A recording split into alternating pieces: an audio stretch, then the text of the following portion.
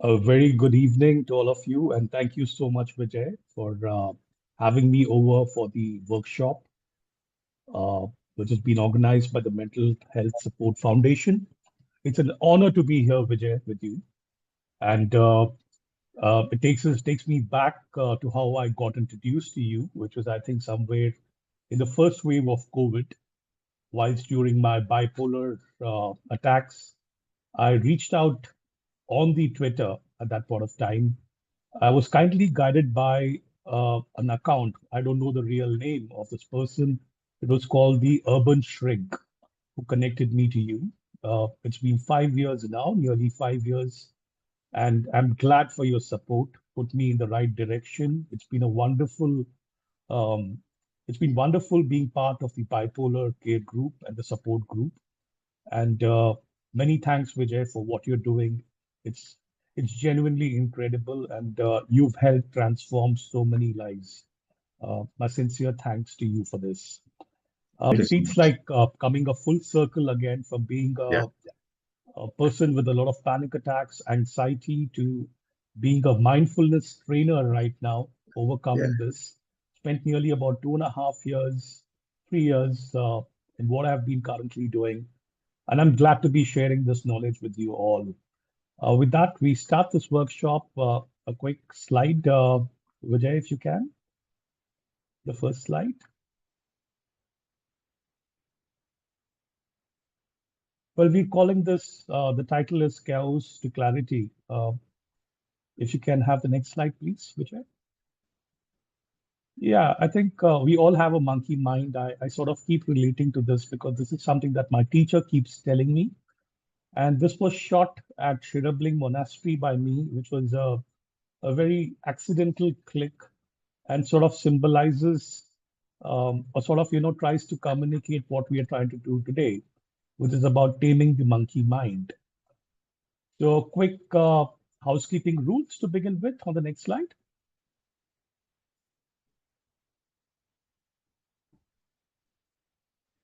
Kindly mute yourself, and until you want to speak, you can unmute yourself, but keep using the chat button. The chat buttons are always there, and we'd love to hear from you.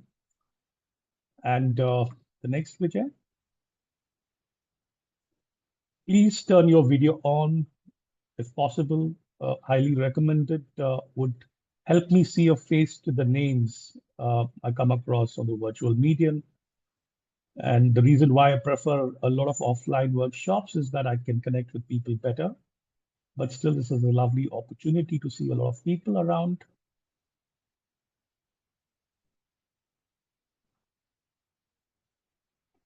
Yeah, most important, we'll be doing a few meditations. And if you're not uncomfortable with the practice of meditation, that's perfectly okay. I can assure you, you will be masters at the end of it. And don't try hard, just be natural. Just follow what I'm going to be telling you. You'll be perfectly okay. So don't worry about it. We are here to handhold you. And like me, if you're prone to pain sitting for a long time, be mindful to change your posture, stretch yourself, be kind to yourself. And that's the most important thing. The first aspect of mindfulness, just be kind to yourself. And if something is not clear, I will definitely make my best attempt to work on it. Please ask or use chat. Yes, you would be getting access to the guided meditations at the end of the session. We'll definitely take questions at the end of the masterclass. We would have time. And please make sure you enjoy yourself to the hilt. Enjoy yourself for the next 1.5 hours. Keep your phones on mute, silent. Be watchful, be mindful. Enjoy yourself. And in case you've forgotten to bring your raisins, we would be doing a small exercise with a plate of raisins, that's kishmish, or anything that you can get to eat, whether it's a candy or anything at all. You're perfectly okay. You can grab yourself one right now. Yes, Vijay. We can hop in. I'll introduce myself. I'm Rafi. I'm the founder of an organization called MindFarm. It's an interesting spin on my name, which is a long story. Maybe I'll get to communicate that to you at some point in time. It's very interesting. Well, I come with a strong corporate background, nearly 20 years plus. Uh, which you can just unscroll these slides, unscroll these. Leadership experience, predominantly product marketing and strategy with Hitachi, LG, Samsung, and the Tata Group. I faced crippling panic attacks amidst a lot of corporate success. Was burnt out by the time I reached my late 30s. My panic attack started in 2005. And that, I think, marked the turning point in my personal and professional journey. I began my transformation by being a student of His Eminence Mingyur Rinpoche, who is a very known, well-renowned meditation master. And subsequently, that brought me in touch with another beautiful mind called Vidyamala Birch, who runs an organization called Breathworks. And I spent about 2.5 years gaining my formal teacher training accreditation. And I'm happy to share that I'm India's first and only Breathworks accredited mindfulness teacher as of now. So I founded MindFarm with a vision, mindfulness within, limitless beyond, and have a purpose that I shall share in the next slide. My mission is on the next slide. With profound learnings over the last so many years, 20 years of my panic attacks and subsequently trying to tame it, my mission is simple. It's to make mindfulness accessible to all, enabling everybody to find inner calm, clarity, and resilience. And that's definitely possible. And my gratitude to my teachers, His Eminence Yonggi Mingyur Rinpoche, for all what I am today. Mingyur Rinpoche is a celebrated meditation master. He's the best-selling author of this book called The Joy of Living. In case if you haven't read it, it's a must-read. Very simple. His approach to meditation has been very easy, accessible, easy to understand. So Mingyur Rinpoche himself suffered from panic attacks since the age of 8. He joined formal seminary at the age of 9 and completed his 3 years meditation retreat by the time he was 13. So he's one of the prodigies. And he's well known for combining Tibetan wisdom with modern neuroscience and psychology. He calls himself a guinea pig because he's been subject to a lot of scientific experiments, including something on neuroplasticity.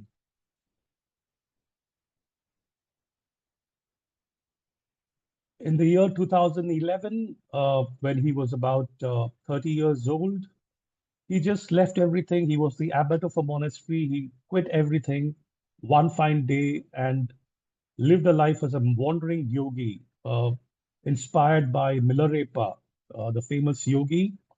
And he was a yogi for nearly about 4 to 5 years before he came back. He's also the founder of the Turgut meditation community, which offers accessible meditation guidance worldwide.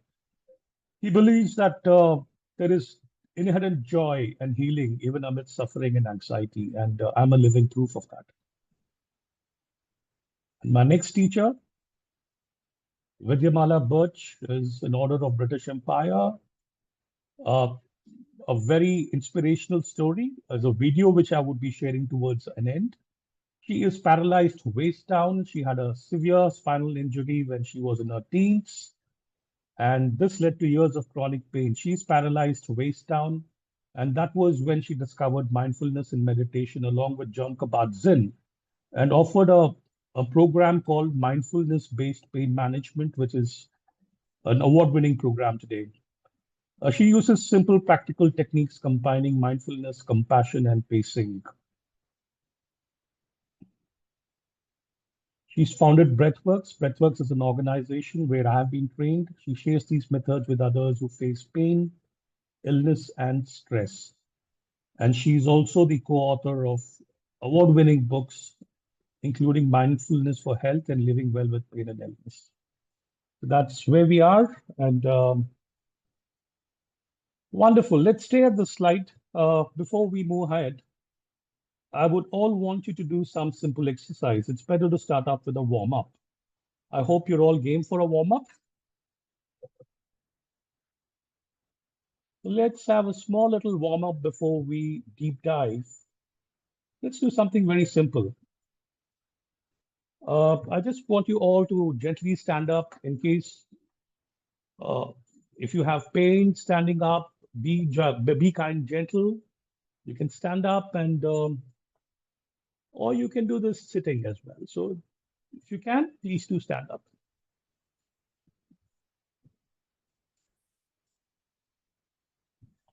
Let's keep our arms gently straight, loosely straight, not stretching ourselves too much.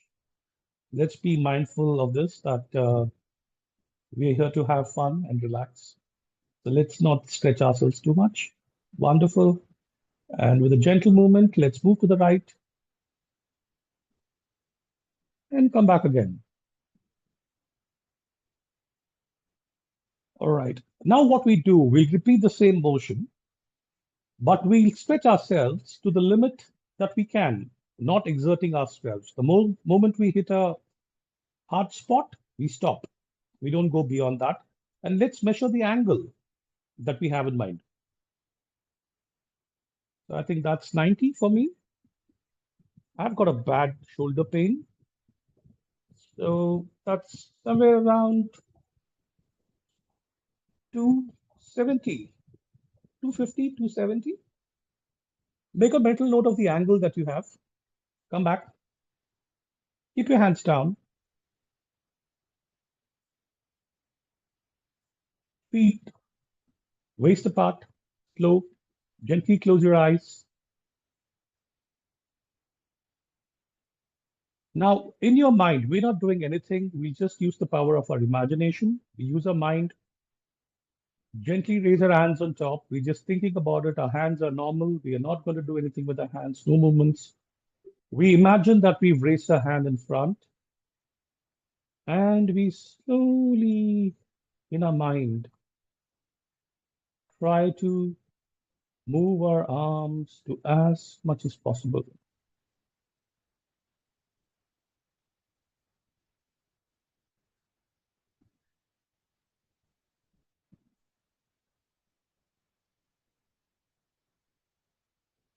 Okay, so I hope you've made a mental note of that.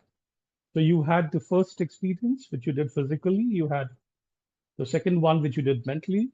And now let's try it once again, physically. Wow, that's about 320, if I'm not wrong. So what did you notice?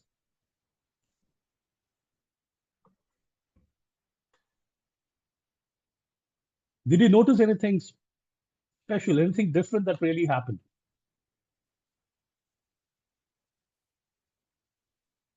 So when we actually thought about something and moved the hands, physically, the first time when I did something, maybe I did about 230, 240. Couldn't stretch myself beyond that. I had something in my mind. I went much beyond 230. I again did it. Maybe touched even 270, 280, 300. So what does it show? This is the power of your mind. The mind can do many things. The mind is capable of being a monkey, jumping from one twig to another, but it is capable of a lot of things. And in today's session, what we're going to see as to how we can tame the monkey mind and make it work for us. Over to you, Vijay, with slides.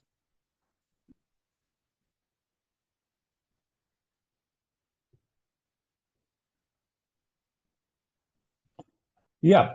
So our mind is very much like a monkey. What does a monkey do? It's very playful. It keeps jumping from one thought to another.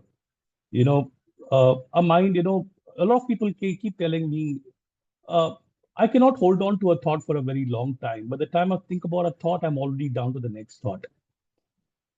We call it a playful jumper. Yeah, next video. Extremely emotional creature, gets excited, sometimes very scared, sometimes very restless. How many of you can relate to all these experiences? Do you all relate to this experience? Can you just type an S? It's a universal experience. It's absolutely okay. Everybody has a monkey mind, right? The next slide, Vijay.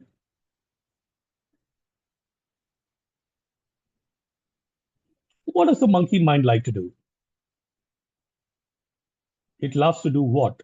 It gets distracted, keeps jumping between different thoughts, jumps to conclusions, makes assumptions without all the facts,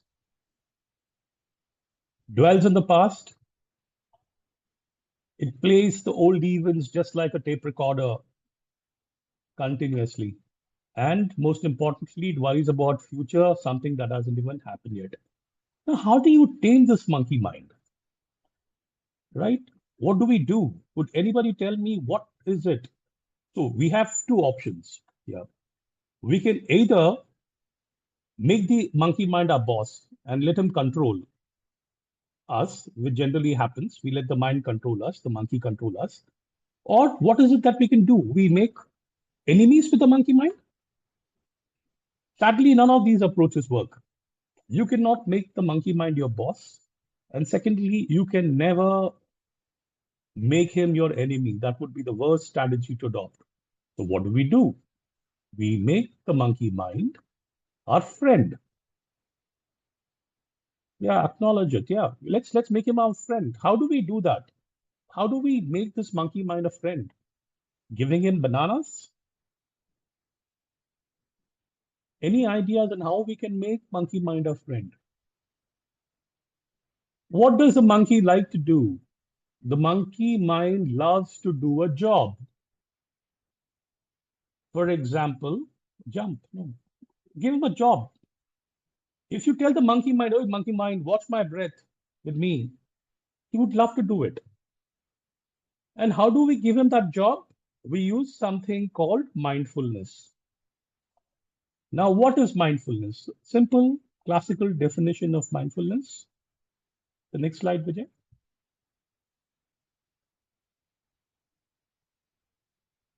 Yeah. So mindfulness is very simple. It is noticing what is happening in the moment, making choice in how we respond rather than being driven by our habitual reactions. Now, if I just sit down, and how many of you would like to do a small breathing experiment? Would you like to do a breathing meditation? Wonderful. Let's do a short breathing meditation. Close your eyes. Tell the monkey mind to notice your breath.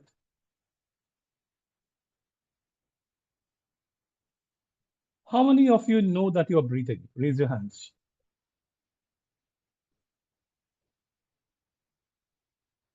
How many of you know that you were breathing? Breathing exercise is over. Meditation is over. As long as you know that you're breathing, that is awareness. That's mindfulness. That's what meditation is all about. The essence of meditation is nothing but pure awareness. If I know I'm breathing, wonderful. If I know I'm not breathing, that is also awareness, but I would ask you to simply contact your doctor. But not knowing that you're breathing is also awareness. It's something that you're recognizing. So that's perfectly okay.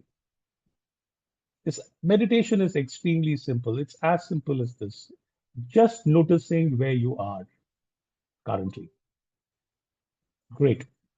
Can we move on to the next slide, please, Vijay? Let's do a small little exercise called the raisin meditation. I hope you all have raisins. You're carrying your raisins. Allow you some time to grab yourself something to eat or carry a raisin. I've got mine here.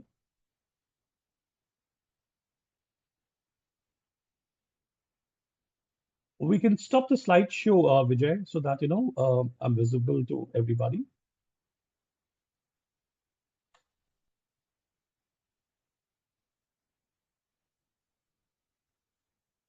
So did you all grab a nice little raisin?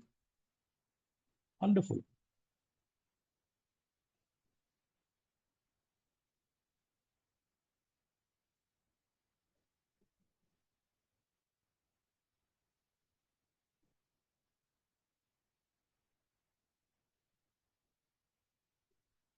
Okay, we gently place this raisin in our hand, and if you don't have any raisins, any food will do.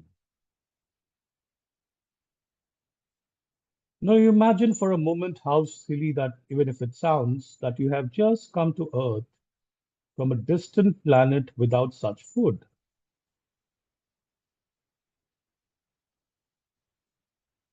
Now, with this food in hand, you can begin to explore it.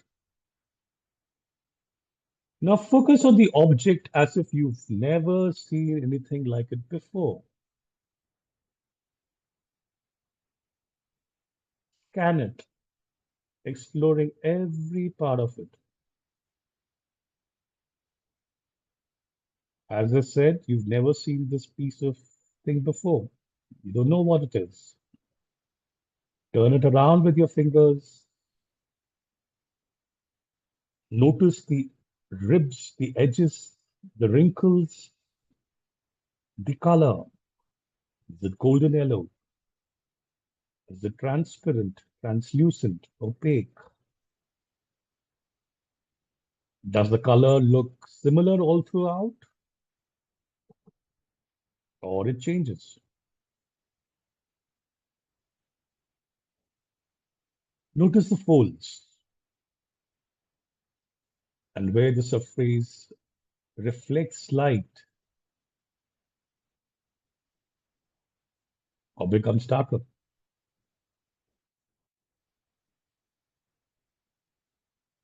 Explore the texture, feeling any softness, hardness, coarseness, or smoothness. While you're doing this, if thoughts arise, such as, why am I doing this weird exercise? How will it ever help me? I hate these objects. Then just see if you can acknowledge these thoughts and let them be. Then bring back your awareness to the object. Take the object beneath your nose and carefully notice the smell of it. Does it smell sweet, caramelly? Does it have any smell or no smell at all? Bring the object to one ear, squeeze it, roll it, and hear if there's any sound coming from it.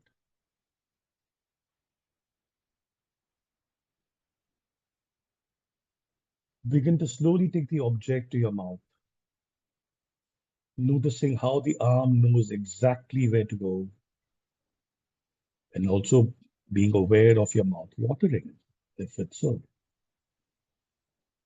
Gently place the object in your mouth, tip of your mouth. Place it on your tongue without biting it.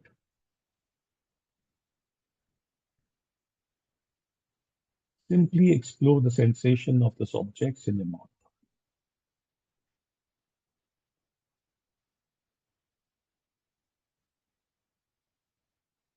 When you're ready, intentionally bite down the object, maybe noticing how it automatically goes to one side of the mouth versus the other. Also notice the taste it releases. Is it sour, sweet, bitter? Slowly chew this object.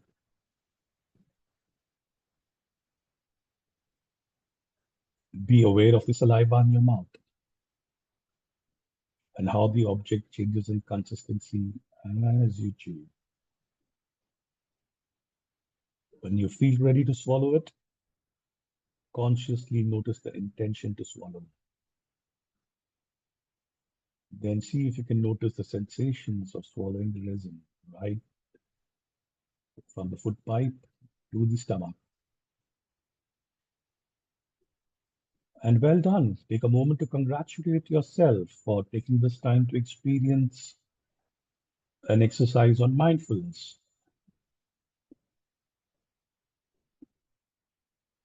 So that concludes our first meditation. How long was that? 7 minutes? And for those who feel meditation is tough, congratulations, you just completed your first long meditation. So how did it feel? Anybody would like to go? Would anybody like to share your experiences on what it felt like? Was it the most tastiest raisin that you ever ate? You can raise your hand or drop your message on the chat box. Okay. So our next slide would focus on what we are trying to cover today. And we'll be covering that with small little enactments and exercises to keep yourself busy. Can I have the next slide, Vijay?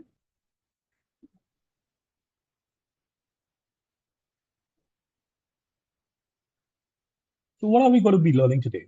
We'll be looking at certain ideas, certain habits that we all have, and let's see how we need to tame that. So the first one, reacting versus responding. The next, being versus doing. And the next, all thoughts are not facts, and this is my favorite one. And there are going to be certain others which you can click through, which we're not going to be covering today, but I do offer it as part of my program called the paradox of mindfulness and mindfulness movements, which is essentially meditation in motion.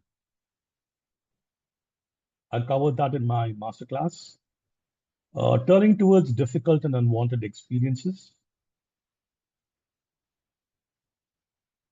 the three emotional regulation system, and why do we behave the way we do?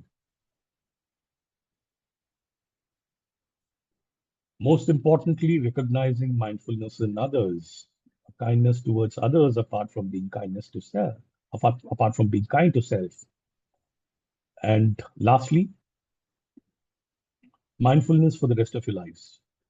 You will be covering the top three due to paucity of time. It would be wonderful to do a lot of things more with you, but let's start with something very interesting, which is called reacting versus responding. The next slide, please, Vijay. So key idea one, reacting versus responding. We call it learning to choose. Yes, please, Vijay. Let's start with a small little story. I'm sure it resonates with most of you. I'll call it the agony of the blue ticks. You sent an important message. The message has been read. The two blue ticks confirms delivery. What next? Silence, hours of silence. What happens? Hours turn into days. You still haven't got a reply. How many of you notice that unsettling feeling when your important message gets read, but the response never comes? Restlessness. It's just not a mixed test. It's a silent question mark hanging in the air. What happened? Why the ghosting? The mystery is almost as painful as the lack of reply itself. What are we doing here? Let us try to explain it scientifically. The next slide, Vijay. What we have as a primary experience here is the fact that the message was not received. You didn't receive a reply to the message. That was your primary experience, which is something that you cannot avoid, right? That pain is something that you cannot avoid. But what did you actually end up doing? You started amplifying it First reaction, oh, did I do something wrong? The person doesn't like me. Didn't I deserve a response? Amn't I important? And so on and so on, so forth. Does this happen to you in your daily lives? How many of you can relate to it? Wonderful. We do that very often. Maybe I'm having a coffee and it spills on my nice, crispy white shirt. What happens? Instead of just recognizing that a coffee has fallen and I just need to get it clean, we start off with these catastrophizations. We start feeling overwhelmed. Oh, bad day. Something seriously is wrong. Terrible. The guy who's put the coffee in my hand, the person in front should have walked carefully. We try and play everything out. So could we have the next slide, Vijay, which details it even more?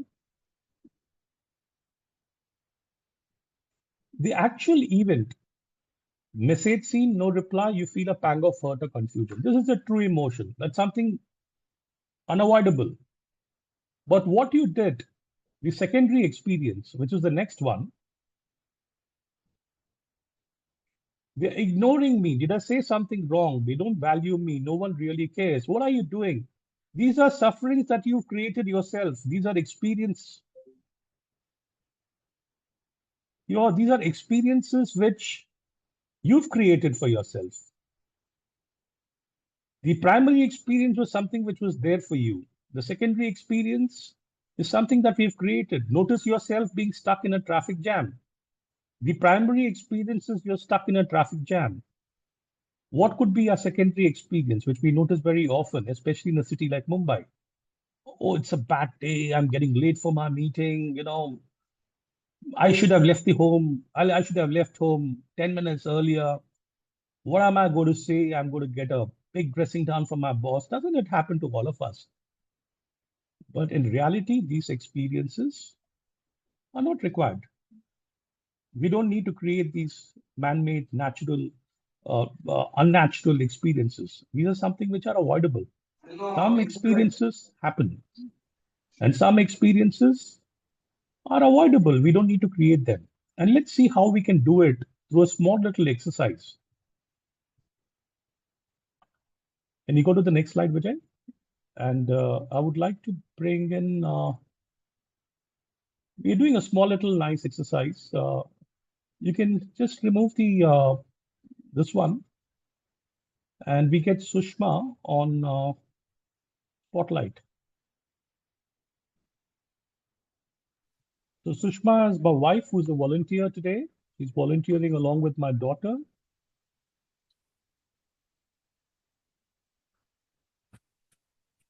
Yes. So is Sushma, are you doing it, or is Ashita doing it? Doing it. Okay. So can you explain your primary problem? I have a back pain, shooting back pain. Okay, can we use something to represent that?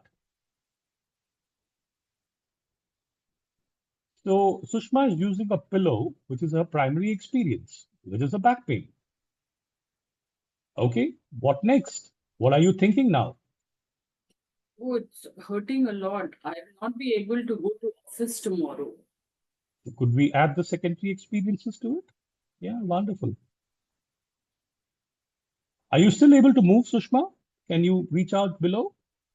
Yeah. It is a bit of a stretch, but I'm able to do that. Wonderful. What next? What is your mind thinking now? I have a deliverable which I have committed to my client. So what will happen if I'm not able to attend to the office? Oh, that's sad. What more? I have to travel after 2 days. If this persists, I will have to go to doctor. They might admit me. Okay. More worries? You need to get your insurance intact. That's another worry.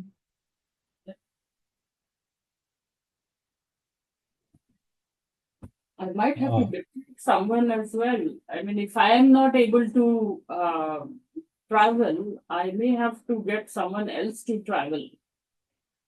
So poor lady, my wife is now saddled with so much of stress that I can't even see her. How does it feel, Sushma? Very burdened and very overwhelmed.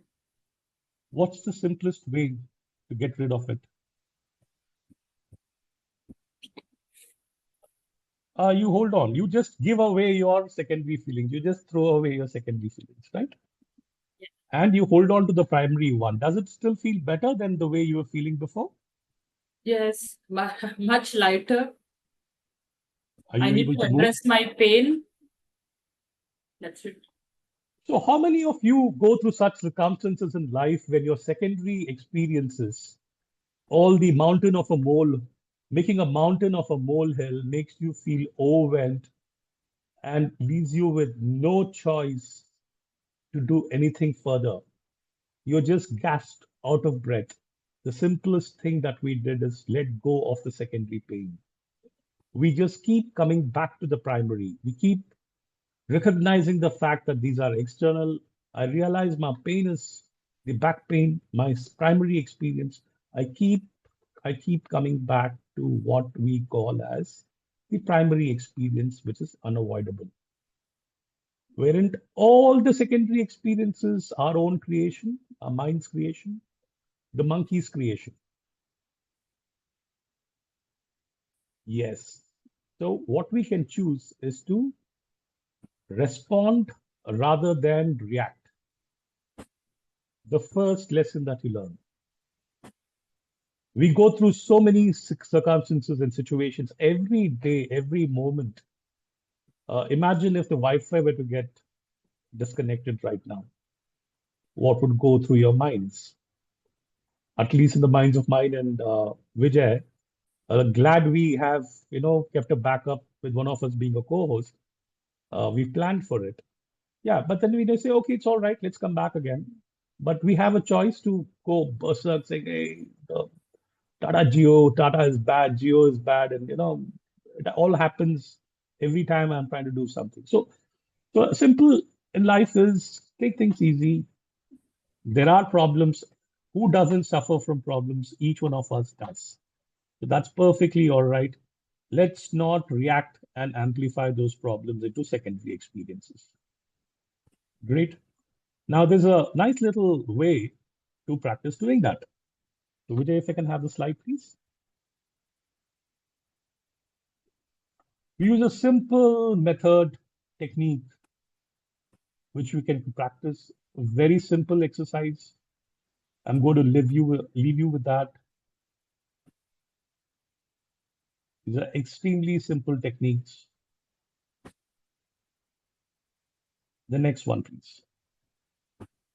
We call it stop. What is stop? Stop. The S stands for stop. Stop doing everything that you're doing. You encounter a situation, you're encountering a primary experience, just stop. Whether it's a task, a thought, emotion, allow yourself a moment of quiet. Tell your monkey mind, quieten down. The next, take a deep breath. Ask your monkey mind, to focus on your breath.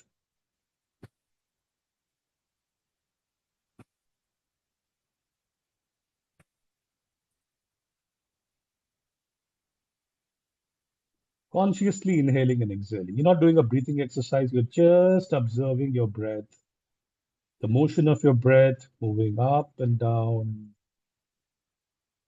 yielding and rising, just like waves on an ocean. Observe them. Observe what's happening to your body. Notice your feet on the ground. Notice where your arms are. Noticing the touch of your fingers on the palm. Noticing anything happening around you. The, the voice of the fan, the sensation of the air hitting your skin. Notice them. And finally, proceed with a renewed sense of awareness and intention. Choose how you want to move forward from this situation. Remember, stop, pause everything that you're doing. Number two, take a deep breath. Observe, notice what's happening in your body, physical sensations. We all have sensations. We all have thoughts. We all have external stimuli. For example, the air on my skin or the sound of the air, my fan running. And finally, we proceed. And that's called responding. So let's now do a small little exercise. Vijay, the next slide. We'll do a small guided practice on something that we call the body scan.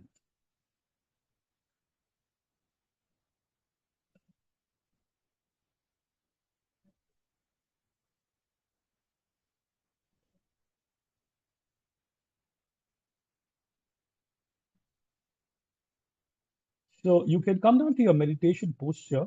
Just a word about the meditation posture. Very loosely straight. Just relax your bodies. Breathe deeply. Relax. Just relax. Don't be like this.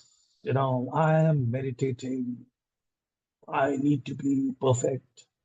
My foot needs to be right. Just relax, relax. Absolutely relax.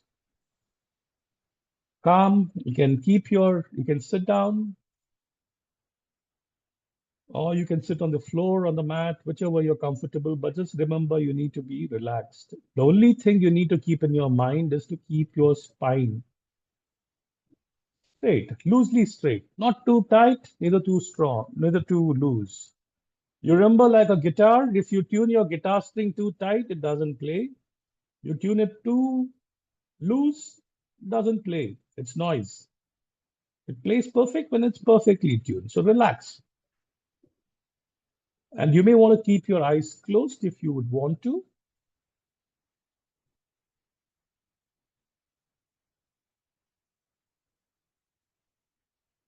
So we gently begin to arrive,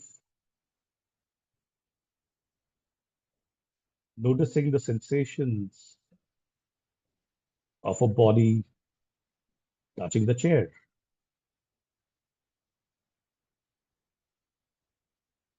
our feet on the floor,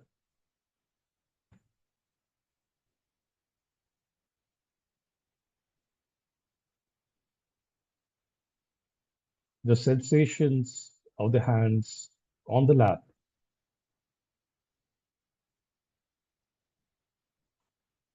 the feeling of the material of your garments, your trousers, shirt touching your skin, allowing yourself to yield to gravity,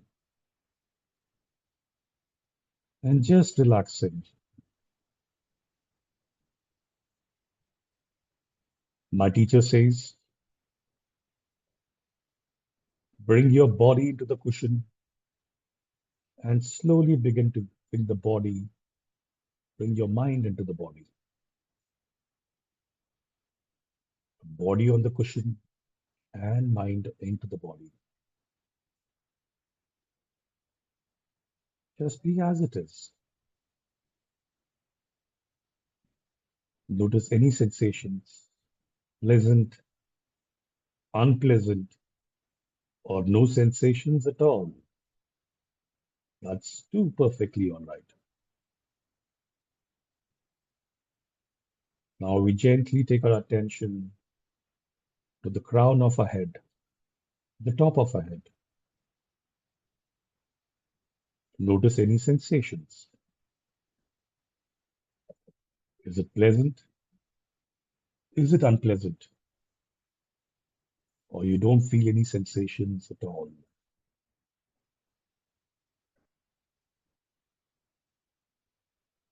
It's okay not to have any sensations.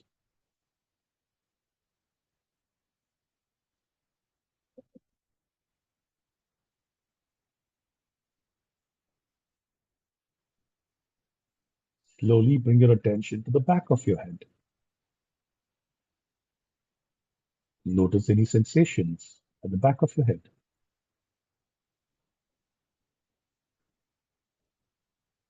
Moving down to the forehead.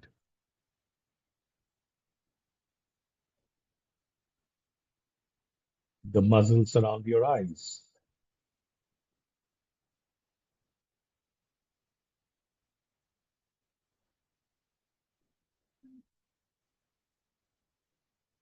The nose.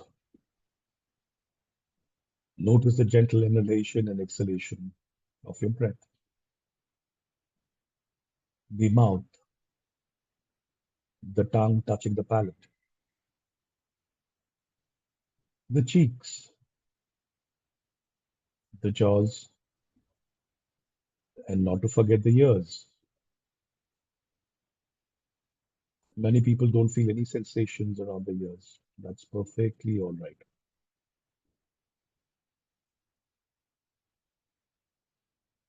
Notice where your mind is. Has your mind wandered? If it has, it is perfectly all right. That's what minds do.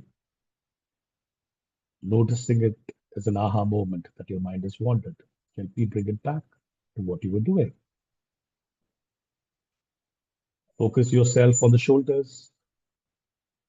Many people tend to carry a lot of stress around the shoulders. You may like to breathe in kindness into the shoulders and gently exhale out. If nothing happens, it's perfectly all right. Let it be.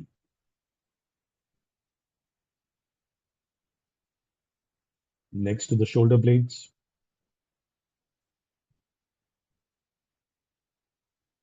the middle of your back.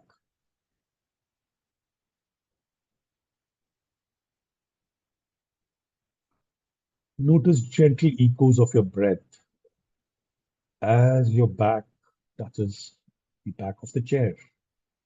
Very mild echo.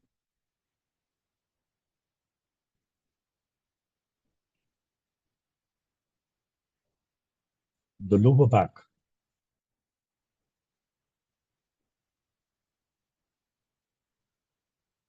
Bring your attention to your arms.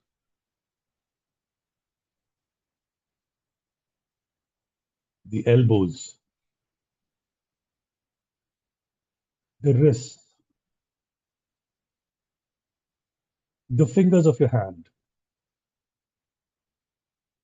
And if they are against the laps, notice the sensation. And lastly, the palms. Now notice the entire body from the shoulder to the arms. Notice any sensations, pleasant, unpleasant, or no experience at all. Bring your attention to the chest.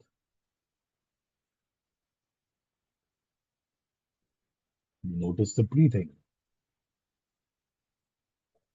the rib cage, the lungs, the stomach.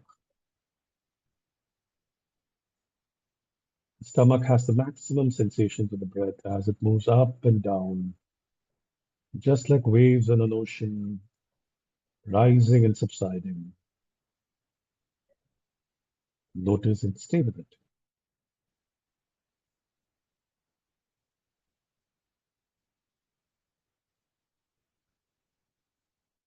Your hips, the large muscles around your thighs. Notice the touch of any fabric.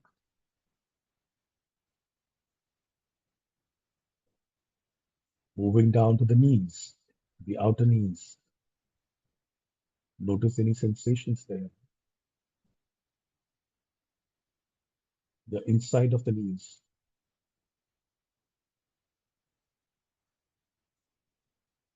The calf muscles. The shin.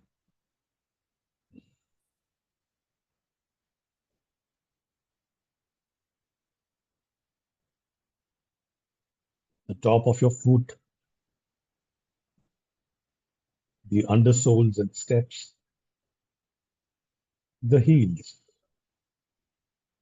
and lastly, not to forget, the toes. Notice any sensations. Now, beginning from the tip of your toes, gently keep moving up, noticing any sensations as you move up to the calf, the thighs, the torso, the face, and the head, being aware of the entire body.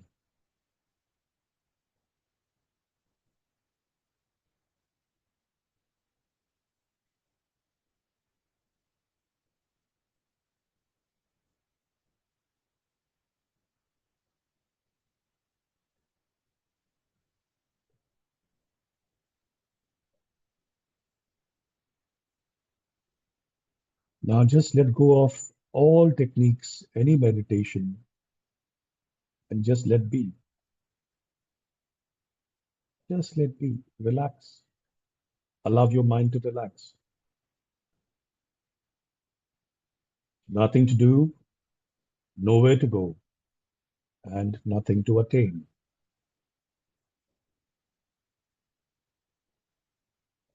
Remember, there's nothing to do, nowhere to go, and nothing to attain. And as we bring this meditation to a close, you may gently open your eyes if they've been closed and allow yourself to give a nice stretch. So, how was it? How did it feel?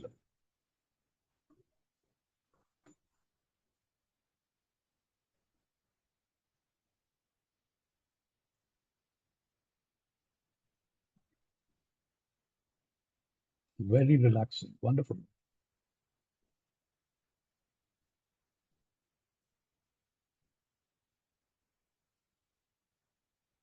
Wonderful. Very relaxing. So great. I'm glad you enjoyed it. And we move on quickly due to paucity of time. I would just like to speed it up. We go into the next bigger idea, which is being versus doing. Vijay, can I have the slides, please?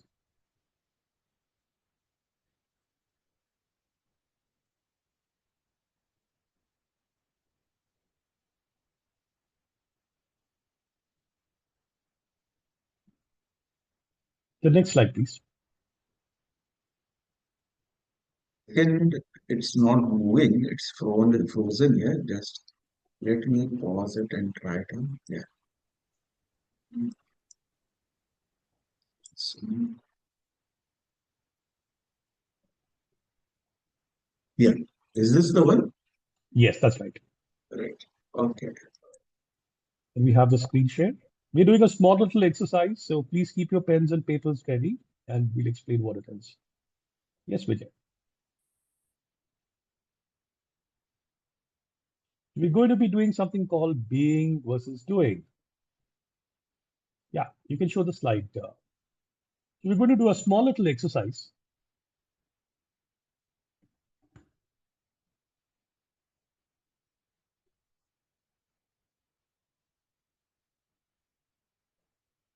The next slide, please, Vijay. Next slide. You can hold on to this. Okay, now what I'm going to be doing is we're going to do a small little exercise. We see this image. I'm telling you something, there's something wrong in this image. I want you all to come back and tell me, observe the image and tell me what's going wrong here. So we have a few minutes whilst we hear from you. What's wrong with the image?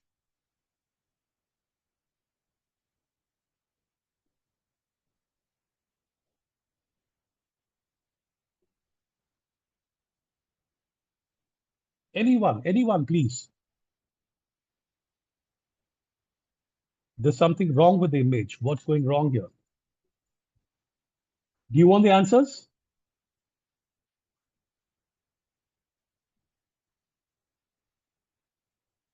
The answer is There is nothing wrong in this picture. It's a beautiful day in Paris. Looks like a nice, sunny, wintry day in Paris, where everybody seems to be enjoying. Now, I will ask you now to look at this picture with a different purpose. Just look at it and enjoy, and tell me what you feel. What did we do here?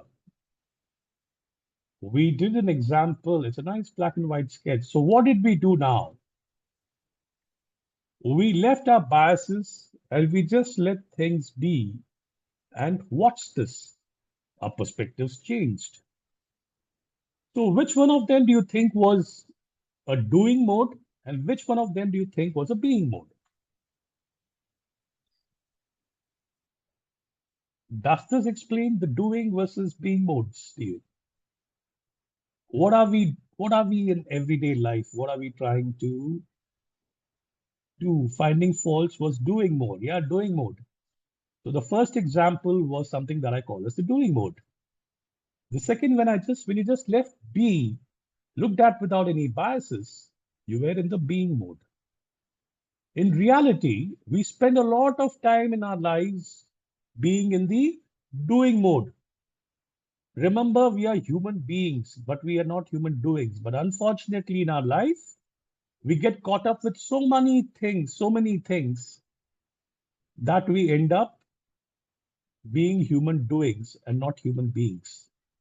Well, practically, it is not possible for us to be in the being mode all the time. Believe me, if you were in the being mode all the time, you'll be a zombie. You need to do certain things to do daily activities. That's when you bring in the doing mode, right? You need to strike a balance. Today, we are very highly dominated by being in the doing mode. The ideal solution would have been be more in the being mode, but that's not the answer. The idea is to strike a balance. How do we do it? We spend our time noticing things that we normally do as a habit, as simple as brushing our tooth.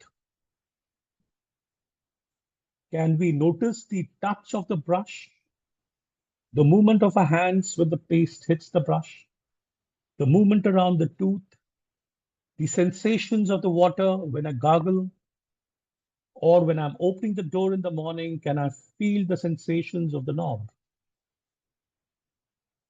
You're doing something, but at the same time, you're doing it with mindfulness, which is in the being mode. So the second big idea is we need to spend more time being than doing. When we drive a car, many times we don't even know. We know we are on from one destination to another, and half the times we don't even remember which route we've taken because we have our motor muscles. It's an autopilot. We live our life in autopilot. And it's important to deliberately come back and observe where we are, notice, be mindful. Oh, I realized that, okay, the car in front of me is a white car, which is bearing this number. It's a car of this make. That makes me mindful while driving. Otherwise, it's highly likely that you may meet up with an accident because, your mind is somewhere else, right? So we'll skip some of the parts of this. We straight away head into the third part, the third idea, Vijay. Yes, with mobile and social media, that's a constant distraction. We are always in the doing mode. We are trying, okay, how many likes? How many people have liked my video? Yeah, good. So that's about being in doing mode. I'm not going to be speaking much on this. I think you all understood with the exercise. Let's skip slides, Vijay. We'll just keep moving slides. We go to the next idea. You can skip this. I've already explained this. Skip it. You can skip it. It's a theoretical one of what I've already explained. We'll skip the breathing meditation. Short of time. Key idea number 3 is thoughts are not facts. Can you shift to the next slide, please? See, what we generally experience is that we have a train of thoughts. One thought after another, and what we do generally is that we jump onto these thoughts. What we do? Do I need to have sandwiches for lunch? Should I make hummus? And then we end up on something. We end up jumping into the thoughts. But that's not the way we need to react. We cannot jump onto the thoughts or allow the thoughts to carry us. It happens so many times with us. I get caught in one thought, that thought leads to another thought, that other thought leads to another thought. And by the time I end, I don't know where my original thought started. It happens to all of us. A lot of people tell me my mind is always thinking. My mind is always thinking negative stuff at times. Right? So how do I react to that? How do I work on it? One of the ways that we can do it, the next slide, please, is to observe your thoughts.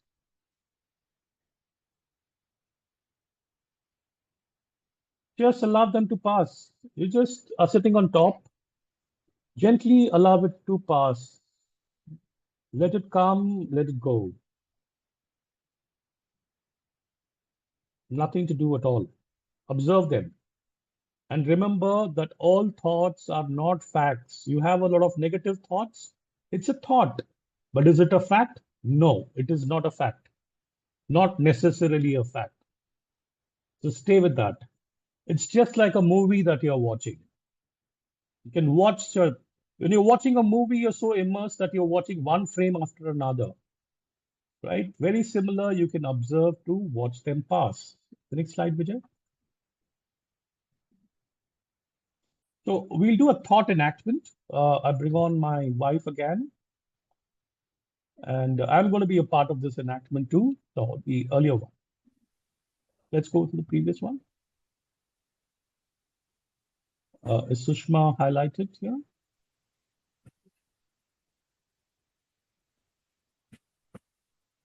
Okay, so what I'm going to be doing is that I'm going to show you 3 situations on how I'm going to be working on thoughts. Okay, I'm a meditator. I'm trying to meditate, and Sushma will play my thoughts. So the first situation, I am meditating and deeply under meditation. I have a board meeting in 2 days. Go away, thought, go away, go away. Don't you notice I'm meditating? I have to prepare a presentation. Deadline is tomorrow. Please go away. Please go away. I'll deal with it all later. I'm meditating right now.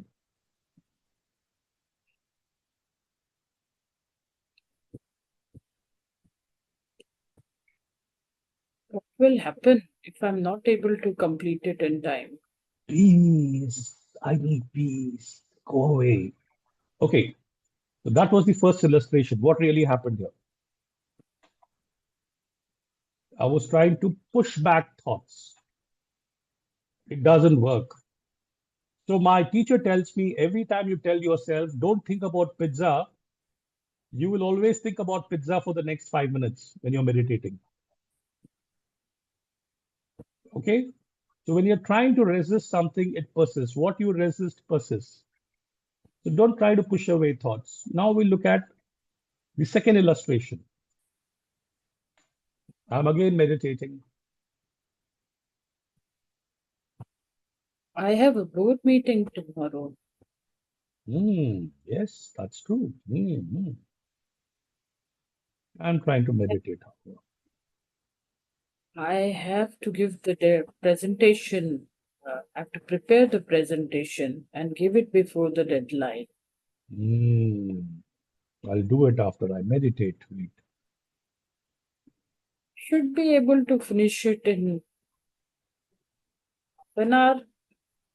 Maybe I can take a break. Oh, yes. I think I'll take a break right now. I'll finish the presentation. I'll come back to meditate. Let's go. What happened? Yeah. I got carried away by my thoughts. I was meditating. I forgot that I was meditating. I realized that I would finish my presentation first and then come back to work on it. Does it happen to you all? Yes. Okay, let's watch a more effective way to deal with thoughts, and believe me, it works.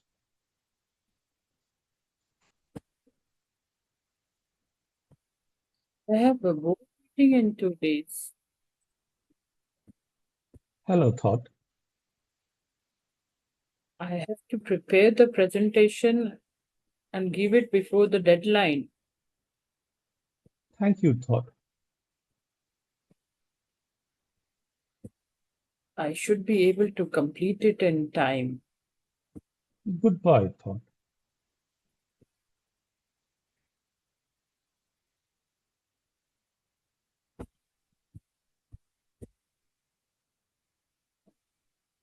It's so peaceful to meditate. Thank you, thought. Okay, what happened? Was there a more smarter way of recognizing thoughts? And I believe it was. Well, I'm a smoker, and I once realized, yeah, acknowledging thought and keep coming back to what you were doing. So I realized I had signed up for a silent retreat. I didn't know it was a silent retreat. And I was asked to be self-compassionate. I said, okay, I will not smoke. But little did I know that it was also a silent retreat. My mobile phones were taken away. So every time, I would be the first to wake up, ring the bell. I would have an urge in the morning to smoke. And that's when I would tell myself, hi, thought. Thank you, thought. Goodbye, thought. So for me, that urge to smoke was more like a thought, a difficult thought to handle. And the moment I could recognize it, that it was just a thought, you know, I went on with my normal life, lasted 5 days. Bad news is, came back to my old habit a bit later. Yeah, but yes, it works. It works very, very well. Recognizing, acknowledging thoughts. First of all, acknowledge the fact that thoughts are not facts. That's the first thing you need to do, is thoughts are not facts. Let's get down to a small little meditation.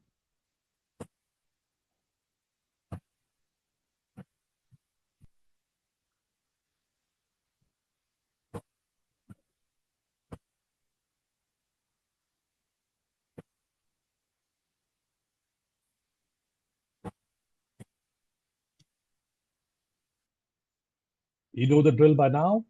Comfortable posture with your spine loosely straight and relaxed position. Close your eyes if you feel like.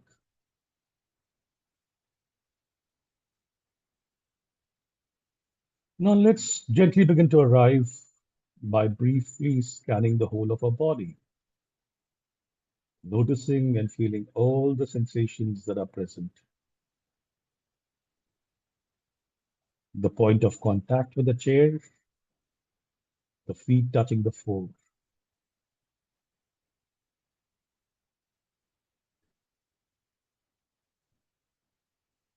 Turning your attention to your breath, feeling the movements of the body as you breathe in and breathe out. Do you notice when a thought arises in your mind? Quite natural. Can you let go of it and come back to your breath? Perhaps you only notice once the thought has arisen and you are in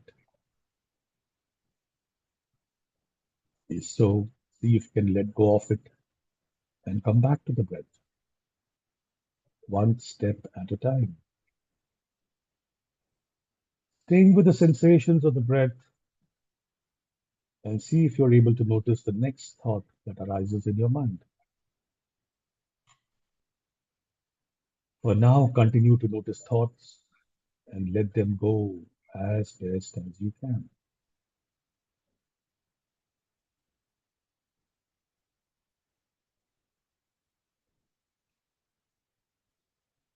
If your mind wanders, remember that's what all minds do. Gently notice that you wandered and come back to the practice of observing your thoughts.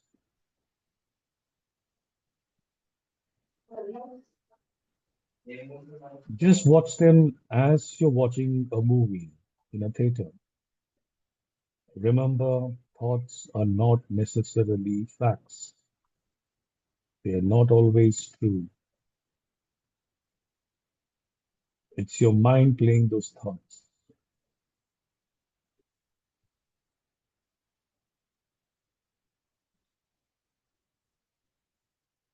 It's the mind, your monkey mind, which can churn out difficult thoughts, negative thoughts. Just observe them and let them be. And remember, there are no good thoughts, no bad thoughts. We label them. We tend to hold on to our good thoughts and try to resist the bad thoughts. Don't label them. Just allow them to come and go. Just like the clouds in the sky, they will appear and dissolve back into the sky. Now, for the next few moments, drop all doing that you're currently on. Drop all the doing and just let be.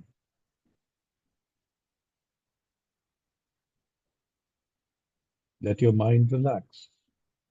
As I said before, there's nothing to do, nowhere to go, and nothing to attain. There's nothing to do, nowhere to go, and nothing to attain.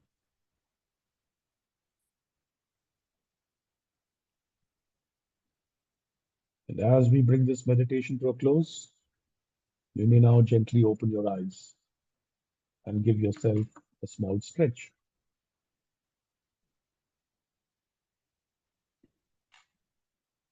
So, how did it feel?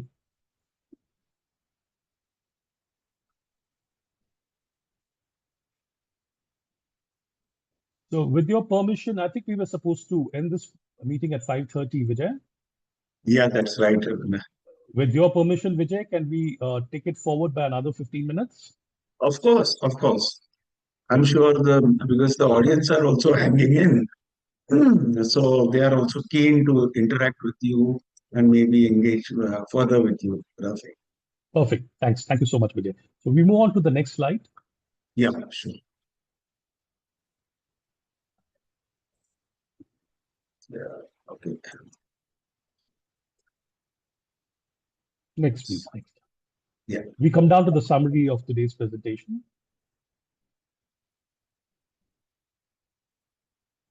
The next slide, please, Vijay. So what did we learn today? We learned three basic mindfulness ideas to tame our monkey. The first, Vijay, if you can have the slides on. Yeah.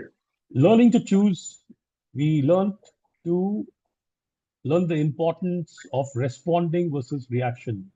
We learned that some suffering is unavoidable, which is what we call the primary suffering. It's an inevitable aspect of being alive. We all suffer. The other suffering is optional. It's all our secondary suffering. Reacting to unpleasant experiences adds to our suffering. And what we learned was to practice stop. Stop, take a deep breath, observe sensations, and then proceed. Coming to your senses, we spoke about being versus doing modes. We are human beings and not human doings. All we need to do is strike a balance, practicing noticing your breath and sensations. Right? And the last, what we did, thoughts are not necessarily facts. You don't need to believe everything that your mind tells you. Remember to notice your thoughts, don't resist them, neither get carried away. And a phenomenal way to handle it is recognizing them, acknowledging them, and be grateful to them. Hello, thought, thank you, thought, and goodbye, thought. So these are some of the key things that you learned today. And as usual, with every, I'm a pani puri lover. I love to eat a pani puri. So what do we do at the end of eating pani puri? What we tell the pani puri guy? एक मसाला वाली भी दे देना, साथ में सूखी वाली दे देना. So एक bonus हम हमेशा मांगते हैं. We all have this habit of a bonus. So we can just go down to the bonus slide. It's a very important thing. Remember, the grass isn't greener on the other side. It's greener where you water it. Now, to think that mindfulness is sometime somewhere around that side, I am here and this is where I need to reach, which is further away. That's called the mindfulness paradox. The mindfulness exists now.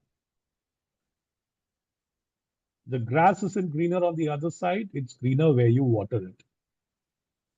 So that ends my session for today, and I'll quickly take you through Breathworks and what I do. So as part of Breathworks, we've transformed over 1 lakh lives since 2001. See, would you want to switch on your video? My video? Yeah, your video is still switched off. Oh, okay, sorry. Yeah, Yes, please. so I can spotlight you again. Yeah. So 1 lakh lives transformed through mindfulness since 2001. The next slide, please, Vijay. So this is Vidyamala Birch, whom I mentioned about as one of my teachers. She started Breathworks with a simple mission that remains true today, to help people suffering to live fuller lives. Vijay, there's a link here, which is a YouTube video. Just you can go back. There's a small 3-minute I video. can click on it. Yeah, yes, please. I can. Yeah.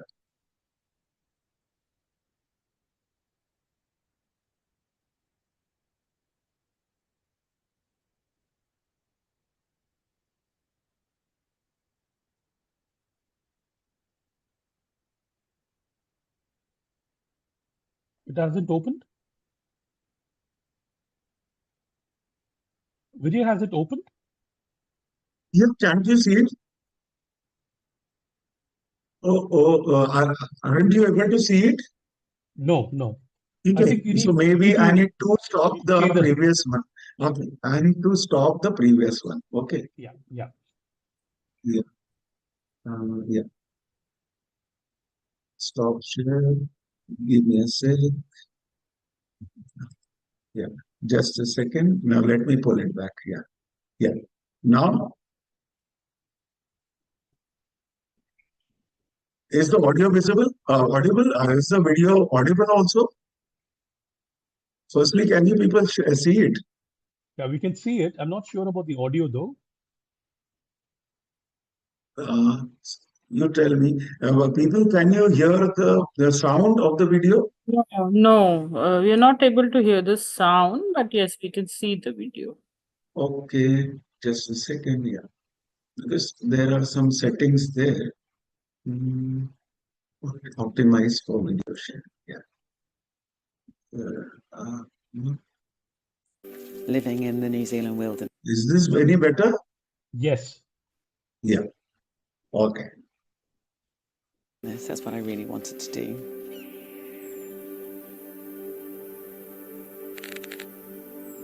And then when I was 16, I was lifting someone out of a swimming pool doing life-saving practice, ironically. And one of my vertebrae split. My immediate response to my injury was denial, and I think that's very common. So I just kept pushing and pushing and pushing my body. Eventually I had to have 2 major surgeries the following year.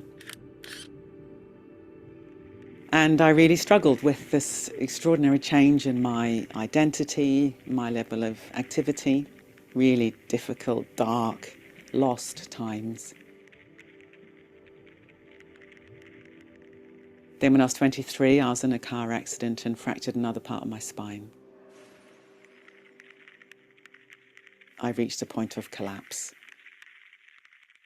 Eventually I ended up in an intensive care ward. And it was in the intensive care ward that I had both my greatest dark night of the soul and also my greatest moment of opening in my whole life. It was a night where I had to endure what was really intolerable pain. And I had this whole obsession in my mind. How am I going to get through till the morning? I can't bear it. It's too awful. I'm going to go crazy. All these kind of thoughts. And then eventually a voice came to me. And the voice said, you don't have to get through till the morning. You just have to live this moment and this one and this one. And I knew in my heart of hearts that I could do that. And I spent the rest of my life really trying to make sense of that. What does it mean to live this moment as fully as I can? What is time? What is space? These big sort of existential questions. And one of the great learnings from that is I might have my story of pain that's journeying through the decades, but the experience of pain is ever only momentary. The future is a dream and the past is a memory, and the only moment we can really live is now. So one can have pain and have an excellent quality of life. As I've got older, I've really reflected on the sense of loss I had as a teenager. And I've realized that with my training, mindfulness meditation, I've become a mountaineer of the inner world.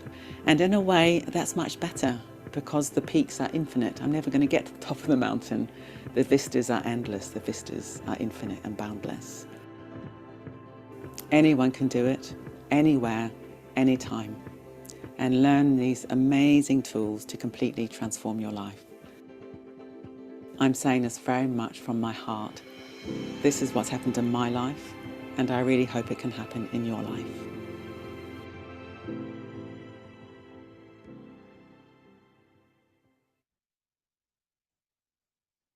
You're muted, Rafi. Yeah, thank you, Vijay. I think that was a very inspirational video always. And it's so Of course, inspirational every time I see of course. Vidyamala. Do you want Can me we to put, bring up the slide again? Your yes, slideshow? yes, yes, please. I do that. Yeah, definitely. Okay. The slides, yeah. Mm,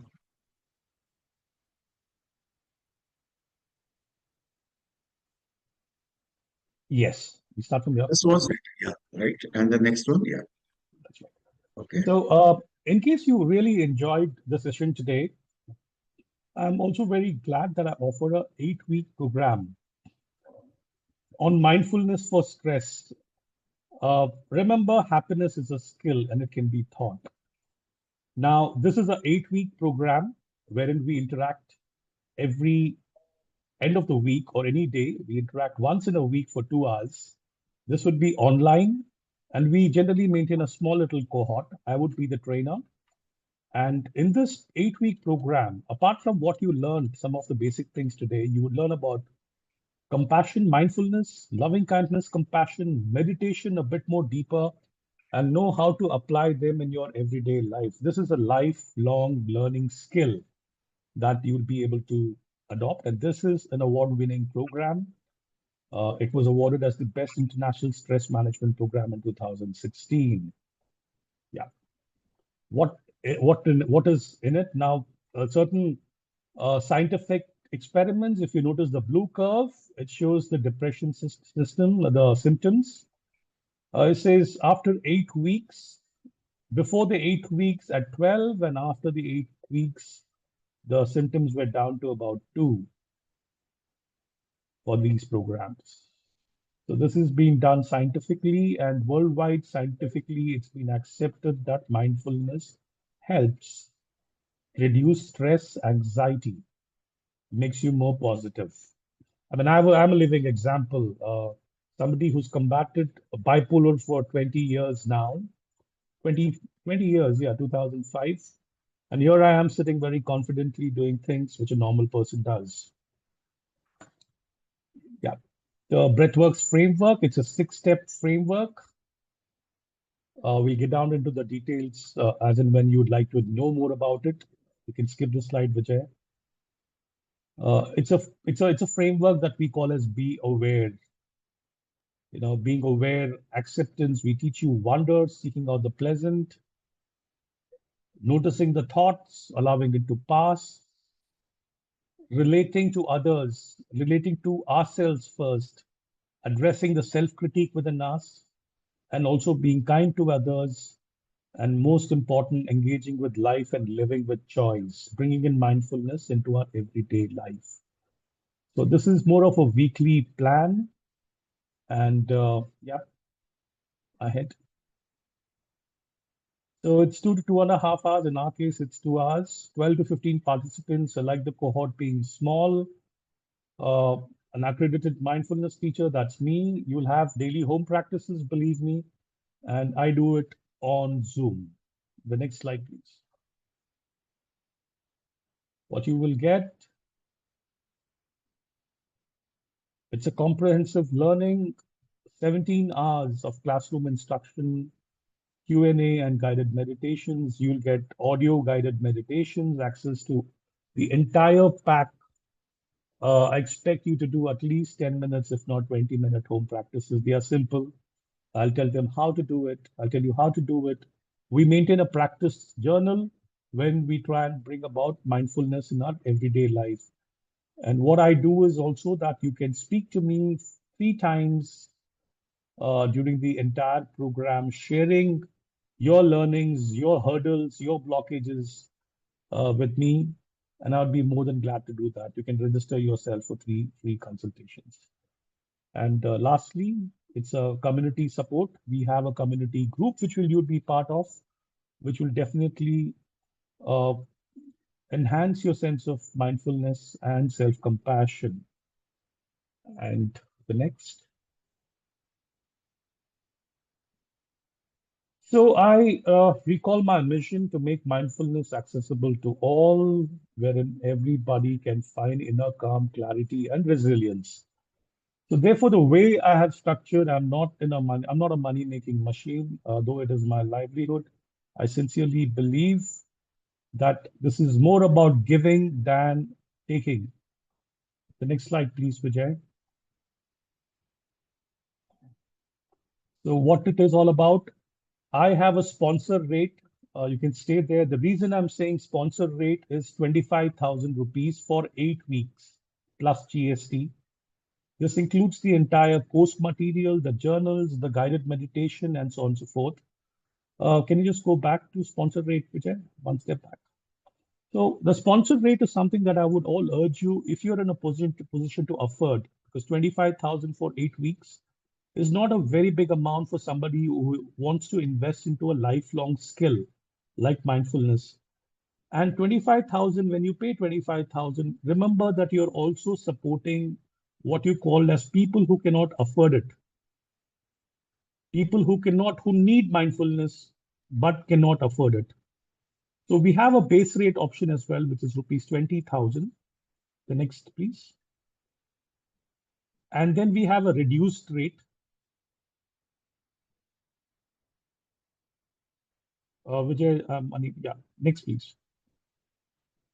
We have a reduced rate for students and senior citizens and scholarship, though it would not be free, but it would be a substantial amount of scholarship which we provide, provided, we have sponsors signing up for the sponsor rate. Remember, every time you sponsor at least 5 to 6 more students, 5 to 6 more participants. So my request, whilst there's a base rate, you can definitely like to look at the other rates, which are reduced rates. And the next slide, please, Vijay. And you can reach out to me at the following numbers. You can take a screenshot of this, hold on to this number. In case you're keen on the journey forward, if you've liked the program, you've liked what I said today, and you would like to be a part of this 8-week-long journey starting July, which is my next cohort, please type S. I would know it is from the from today's interaction, from the MHSF interaction. And then in case if you need the reduced rates, I will share the coupon code. And let me tell you, it is a substantial reduction in the rates. And I would want everybody, irrespective of their monetary condition, to be able to access mindfulness. Thank you so much. Thank you, everybody, for being here. I'm open to taking questions. I know I've overshot the time, but I'm open to taking questions, and I'll be glad to do that.